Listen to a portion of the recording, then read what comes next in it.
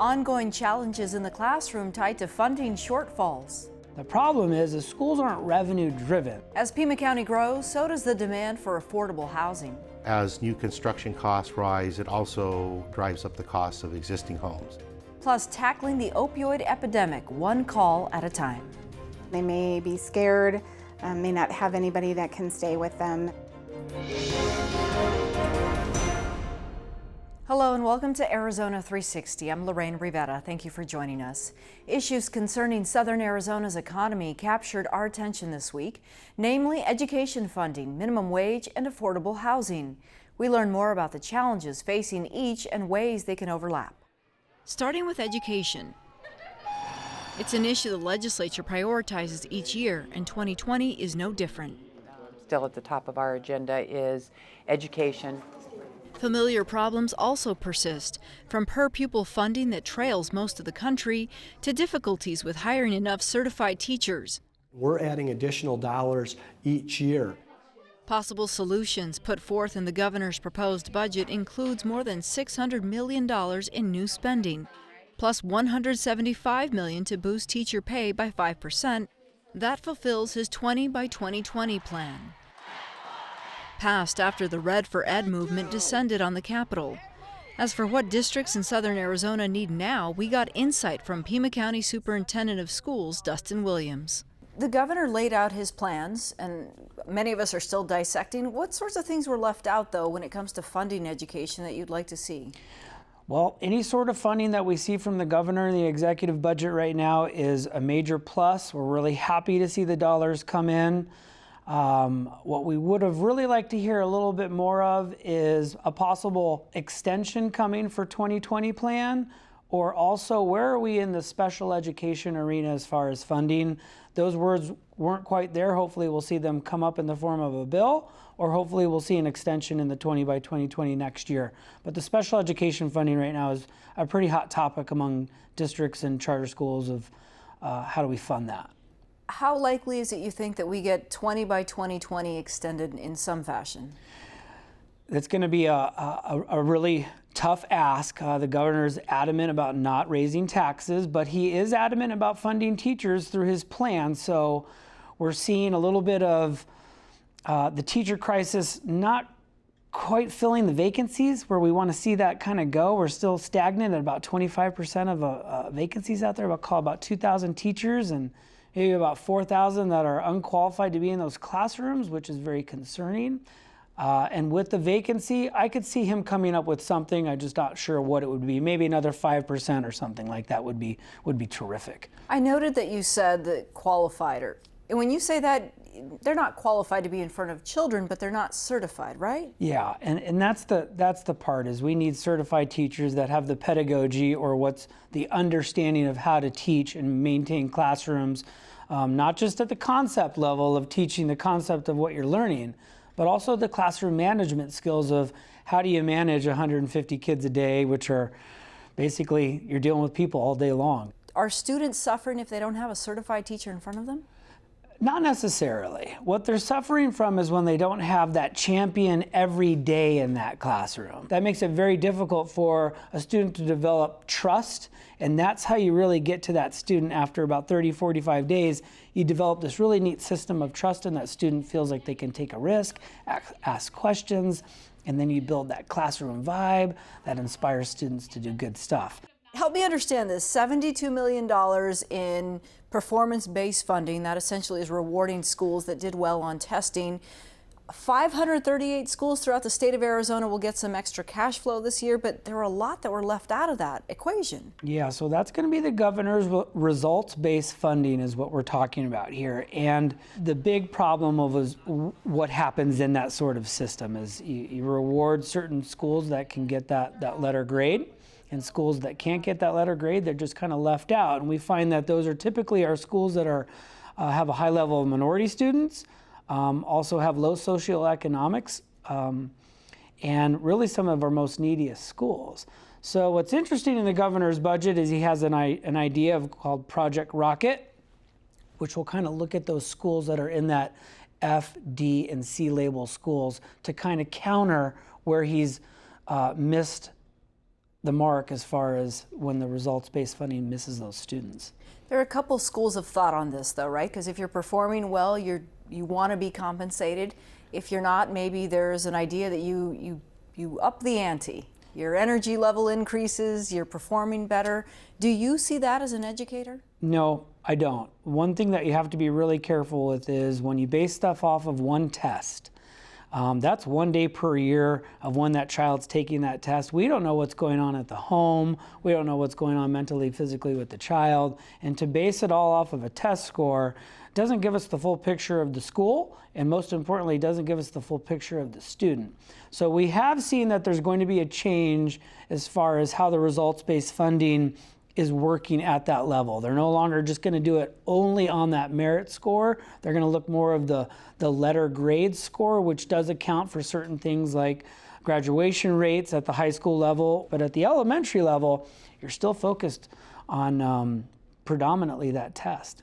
Superintendent, last time you were here, you were concerned about the minimum wage increase. Arizona is one of the highest states now in the country. But somehow that trickles down into school districts because you're having to pay people to do their job, but you don't have the same funding formula. Yeah, the minimum wage is challenging. We love to see people make more money all the way around, and that's beneficial. The problem is the schools aren't revenue driven, so they can't raise the price of a cup of coffee or raise the price of their services. They're stuck in an antiquated, outdated funding model that unfortunately is one of the lowest in the nation. And so when you raise the price of minimum wage, but you're still getting the exact same budget that you were getting last year, how do you account for those extra dollars that you have to pay those people? And so what's happening is people get overloaded on maybe their particular tasks, or positions get eliminated. It's a tough thing for districts. It's challenging for also charter schools. And we'd like to see some sort of mechanism, maybe in next year's budget, to offset the minimum wage increase. Anyone at the legislature talking about this issue? I think we're starting to talk about the issue. I haven't heard or seen anything in writing as far as legislative proposals that would offset these dollars. The only thing that we could look forward to is the restoration of capital money coming in, where they could take some of those dollars and put it into areas where they find that need. Okay, Superintendent Williams of Pima County School District, thank you so much. Thank you so much. As you heard, the new year delivered another boost to Arizona's minimum wage, bringing it up to $12 an hour. Voters approved annual raises in 2016 when minimum wage was $8.05 an hour. And since then, it has divided some. While supporters say minimum wage earners see their spending power improve, opponents say it forces businesses to raise prices or close if they can't keep up. To understand the effects in southern Arizona, we turn to Juan Pantano, an economist with the U of A Eller College of Management. The new increase in minimum wage has been around for a couple years now. People are making maybe upwards of $2,000 more. How has that manifested itself in the community and their spending power? Well, the first thing that you need to look into is how many people are being affected by this. And when you look at the numbers, it turns out that it's not as many as you may think. You actually end up seeing this only about 3% of workers. Given the size of Tucson, you are talking about maybe 15,000 workers who actually get benefited. And so all this additional money that it gets injected into the economy, into the spending power, is relatively small relative to the size of the metro areas. How is it possible that some people could make less than the state's minimum wage? Well, there are several reasons. One of the reasons is there are many workers, particularly in restaurants, food services, that work on a gratuity-based arrangement. So they do, for those workers, the federal minimum wage law and the state of Arizona law allows employers to pay up to $3 less than the minimum wage that applies to everyone else, because it is understood that these workers make up, with the gratuities, the tips, the difference. So you might have informal workers, that work on laborers or pickups type of workers, or workers who get a daily gig, and those are just paid under the table, and they are not subject to any type of regulations, and therefore in those markets, the wages are competitive. They are not necessarily abiding by the minimum wage. And finally, there are some loops and loopholes in exceptions, independent contractors or businesses that are bringing in very little revenue, less than $500,000. This is controversial. I mean, local businesses have been impacted. Have industries adapted along with all these changes? Well, it's difficult to tell how difficult it has been for the industry side. Obviously, as you know, the business chambers are always going to be on the side of no, don't raise the minimum wage. But we've been lucky that all these minimum wage raises in the last few years have been along a growing economy. So it's very difficult to really tease out what the impact would be once a recession or a big slowdown comes to Arizona. As the state's minimum wage rate increases, what sort of industries need to sort of up their game to make sure this continues to be sustainable? Well, the minimum wage affects especially some particular industries, agriculture, construction, food services, restaurants, particularly home and personal care aids. And so, to the extent that you put a minimum wage and you keep bringing it up, what you want is that those industries keep growing, so that you don't get this excess supply that we might fear when minimum wages are imposed. Anything that tells you that when people make more in minimum wage, they buy more cars, they buy houses. Absolutely. So it's well documented pretty much everywhere. The same thing happens. You get workers who get benefited by an increase in their wages. That type of extra money, you more easily you can see it channeled towards, these people signing up for auto loans more often, buying cars, not necessarily new cars, but a used car, and reducing their credit card debt. And definitely they go it out more. I know that you mentioned cars, but in your research, any data that supports that when people are making a higher minimum wage rate, their spending power increases and thus it translates into housing? Not so much on housing, because these workers, even with a little bit higher minimum wage, still not enough, mostly to go on for, Plus, many minimum wage workers are teenagers, people who are just starting out. And so, those guys are not at the stage in their lives where they want to start thinking about a mortgage, but definitely much less action in mortgages than in cars. Okay. Dr. Pantano, thank you. No problem. My pleasure. As you heard, minimum wage can indicate plenty about a community, including housing. In southern Arizona, there's inventory, but affordability may be the challenge. We learn more from Marcos Ismael, a housing manager for Pima County. You've been with Pima County nearly 30 years now. How would you rate what we're seeing right now as far as affordability is concerned? Well, it's interesting. It's interesting you bring that up because I think, there's a lot of similarities with the economy prior to the Great Recession and how we were seeing land prices and home prices starting to skyrocket out of control. I don't think it's quite at the same level we saw starting, early 2000s up until, 2007. But there is a lot of concern with the increased costs and values. It's good on one hand that values, are being restored to pre-recession levels. It's good for homeowners and property owners, but it presents challenges for those that are moderate, lower income families. If a family wants to buy a home in Pima County, in theory, can they? If you're not earning the median income, it's very challenging. The federal funds that we get to assist low-income homeowners and renters are targeting households at 80% of the area median income. And it's a lot harder to find an affordable house in that price range now compared to even 2 years ago. How are we identifying the median income here in Pima County? For a family of four, it's up to $63,900. What do you see as the government's role in sort of marshaling all this? Because if you work in downtown, you want to live downtown, but you can't afford to, which means you have to drive to the east side. Transportation becomes a cost. You've got to drop kids off at school, etc. So, where does Pima County fall in helping families support their needs? our department gets the entitlement funds from the Department of Housing and Urban Development for community development and housing. And so, we're trying to use those funds to help add new affordable housing, so increasing, the housing stock. There's a big shortage of housing, and I think, across the board, and especially for moderate income and lower income households. What's considered affordable housing for moderate and low income? Well, the federal government defines affordability as a housing that does not cost more than 30% of your income.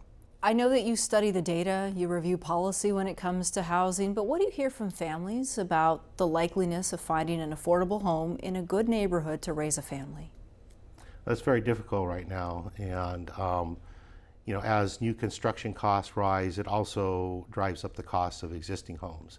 Any factors play into this when we talk about Tucson's growth and development and how it's becoming this new hip city that people want to move to, that people who have lived here, who want to be here for all the right reasons, aren't being sort of phased out of the system because the market just doesn't lend itself to them? Well, it's an interesting dynamic right now, with the influx of some big employers that are, importing jobs here basically. And so we've got a lot of people looking for housing, and people who are moderate income, middle income, upper middle income are competing for the same housing as folks that are just below the median income and lower income households. So it's just adding to the crunch and demand. I think there is an effort right now to look at what things can be done to reduce regulatory barriers and make it easier for not only home builders, but the average person that wants to build their own home. And I think the Pima County has done a lot to streamline its development services department and take a lot of steps in that direction, but I think there's still a lot of room for improvement. And I think a lot of other jurisdictions, both in Arizona and nationally, are looking at things that they can do to help make development easier, because the only way this problem is going to get better is, to increase the supply of demand. So whatever we can do in that area is important as well, I believe. Okay, Marcos Ismael, thank you. Thank you. Right, the treatment for that, it's kind of get cut and scurrying around or something like that. Returning to our special reporting series, Arizona Addicted, that explores the opioid epidemic. This week, we look at one effective measure taken by the state to combat the crisis that allows the public to get in touch with a professional, no appointment needed, just a simple phone call. Judy Alley has more. But we also want to make sure that she's, back to her baseline mental status, not tachycardic. The morning shift has just started at the Arizona Poison and Drug Information Center in Tucson. So far, it's received calls about pets being poisoned. Right now, it sounds like all your dogs are doing really well. And a few from folks with basic medical questions. Essentially what that means is that it kind of thins out the blood. But with almost 4,000 suspected opioid-related deaths reported in the state since June of 2017, medical professionals here know it's only a matter of time before the narcotic calls start to come in. Arizona Opioid Assistance Referral Line. We're in the middle of a full-blown opioid epidemic, and help is needed. Since March of 2018, the Arizona Poison and Drug Information Center in Tucson and the Banner Poison Drug and Information Center in Phoenix have been operating the Arizona Opioid Assistance and Referral Line. It's the first of its kind in the nation and was established as a result of Governor Doug Ducey's Opioid Epidemic Act. This is such a vital service because not only are we helping prescribers help stem the tide and reverse the course of opioid overprescribing and opioid deaths, but we're also helping patients get the services that they need and get connected to the resources that they need. Managing Director Stephen Dudley says this free 24-hour service is manned by specially certified pharmacists, nurses, physicians, and toxicologists. He says it's designed to help people with any questions related to opioids. Okay, and it's her prescribed medication? Andy says it's also intended to help health professionals navigate new opioid prescribing laws. There was a lot of information to drop at one time that went into effect really quickly. And so with that came a lot of confusion of, well, am I doing this right? I don't want to get in trouble. I don't want to break the law. Follow-up is a major part of the service, especially with patients. We'll have a chart started. We'll give a call back and check in with the nurse in a couple hours. It's for their comfort, make sure that somebody out there cares. They may be alone, they may be scared, may not have anybody that can stay with them. We're just trying to meet what people's needs are for the follow-ups. We never want to chase you down, but we want to make sure that you're comfortable moving forward so that you're not spending money and utilizing a resource that you don't need to, but also that if something bad's happening, that you're not thinking, oh, I'm sure this is just fine. Health officials at both the Tucson and Phoenix office say the line has helped thousands since its launch and also saved many lives. Okay. And how much does your little one weigh? But as the service continues to grow, they say they'd like to see more efforts to promote it, especially with emergency departments. They're kind of in a treat 'em and street 'em type of mode to be able to see the patients and get them out, and sometimes that connection isn't made. The line is currently promoted at medical facilities through community outreach programs and by the media. In addition to broader efforts to get the word out, Dudley says he would like to see the telephone-based service expand its technical capabilities. We're in 2020. We have the internet. We have, telecommunication, video conferencing capabilities to be able to reach to the rural areas of Arizona who don't have clinics, who don't have resources, be able to offer a face-to-face consultation to help give that expert information to help the patients out there. And as more folks get dialed into the services the phone line has to offer, Dudley hopes the opioid crisis will dial down and eventually become an epidemic we can hang up. The number to the opioid assistance and referral line is 888-688-4222. You can also visit oarline.com for more information. This is just one of the many services created to support healthcare providers who prescribe opioids. For a better understanding of some of the new rules in effect, I'm joined by Dr. Mohab Ibrahim, Director of the Chronic Pain Clinic at the U of A College of Medicine. Dr. Ibrahim, thanks for being here. Thank you very much for having me. It's a pleasure. This is a fairly new program, just a couple of years. How is it for doctors to keep up so easily given that there's so much happening? You're absolutely right, and that brings one of the main issues with medicine in general, which are the guidelines change quite frequently because science advances. And on top of that, we have new medications, new therapies. All this comes to us at a high speed. So it's very hard for someone who's not a specialized person in that field to be familiar with all the available technologies, new medications, and the new guidelines. This has been a fairly short span of time, just about 2 years now. Any indication that this has caused some impact to the epidemic Arizona was experiencing? I would say there is more caution now when physicians or prescribers reach out for that opioid prescription. The state, at least the state of Arizona, took some good measures in terms of the electronic prescriptions for opioids. It basically encouraged physicians to think about the consequences and also communicate these consequences with their patients. However, for some prescribers, this has been an old habit, and it's going to take some time to change habits. But there has certainly been a noticeable change. It is fair to say that as a physician, you've had to take a look at what you were taught and how you've operated with consideration for your patients' needs and these new guidelines. Yes, absolutely. I remember when I was in medical school, I graduated, I think, 2008. The message we got in medical school at that time was, if you prescribe opioids to a patient in pain, it will be very unusual for them to get addicted. And we knew this was not accurate based on animal studies or based on the patients that we saw in clinics. So it has changed now. Education in medical schools has evolved, and now there is bigger concentration on pain education, just because there is more visibility now to the issue of pain management. Again, it's still sometimes a difficult message to share with patients and honestly even with some physicians. Would it be appropriate to say there's been some level of frustration for physicians in this new role? Yes, because let's assume, for example, that I'm a surgeon. I'm not, but let's assume that I'm a surgeon and I do invasive surgeries that require basically a very involved surgery, which I know the patient will be in pain after surgery.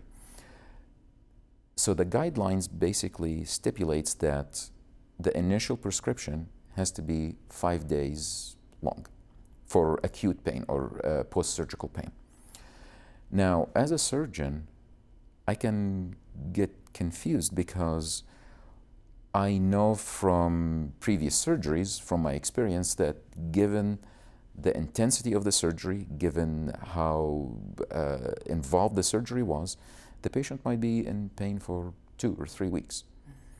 That means in 5 days they're going to come back to the clinic to see me so I can give them a refill or another prescription. There are no restrictions on refilling the prescription, but that means now it takes time from my clinic to see a patient that I know it's probably not the best time to see him or her yet because they're still in the recovery phase.